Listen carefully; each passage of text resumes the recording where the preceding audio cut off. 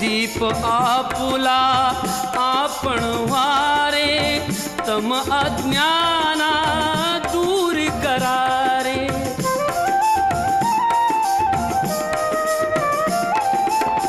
हृदयी आपुल्या ओढ असू द्या सम्यक ज्ञानाची, अनुसरा शिकवण बुद्धाची, अनुसरा शिकवण बुद्धाची।